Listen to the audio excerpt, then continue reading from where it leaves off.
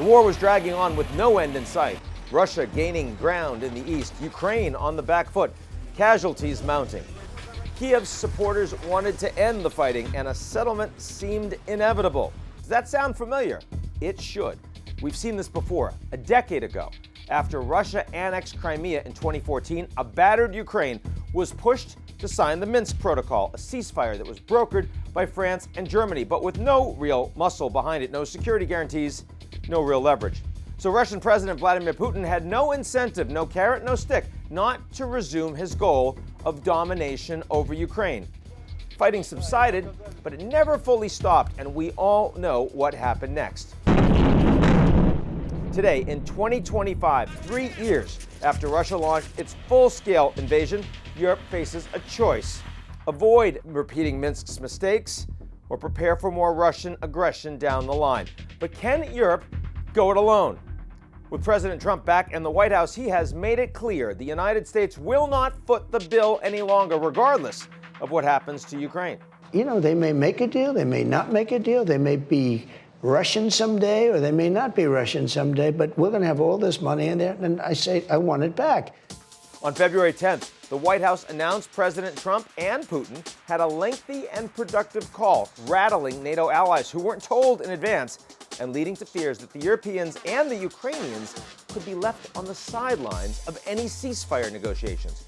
Now, whatever happens at the negotiating table, the Trump administration is emphatic that Europe is responsible for maintaining its own peace. The Trump administration is very concerned with European security and believes that we can come to a reasonable settlement between Russia and Ukraine. And we also believe that it's important in the coming years for Europe to step up in a big way to provide for its own defense. Can Europe hold the line in Ukraine without U.S. support? President Volodymyr Zelensky doesn't think so. He has said security guarantees without America are not real security guarantees. Because here's the challenge. The European Union, for all its economic might and moral outrage over Russia's aggression, is not a military powerhouse. It's a collection of states, each with their own priorities, their own political constraints, and their own defense budgets that, for the most part, have been woefully underfunded for decades.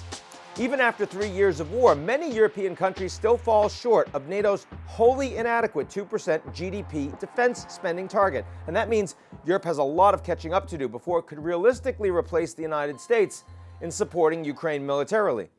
Could they get there? Maybe. Europe is ramping up weapons production. Some countries, like the Baltics and Poland, have significantly increased defense spending. France has even floated the idea of sending peacekeeping troops to Ukraine's borders, though whether that's a realistic possibility is far from clear. And Trump is above all transactional. He expects a good deal, at least for him. And now a friendly call with Putin won't end the war, but it does create a new diplomatic reality, one where Europe is on the outside looking in. So what's next? Europe will have to answer a question that it has avoided for decades now. Can it be a serious geopolitical player without its ally, the United States, leading the way? And right now, the answer is not yet. But if Trump continues his go-it-alone approach, Europe may have no other choice.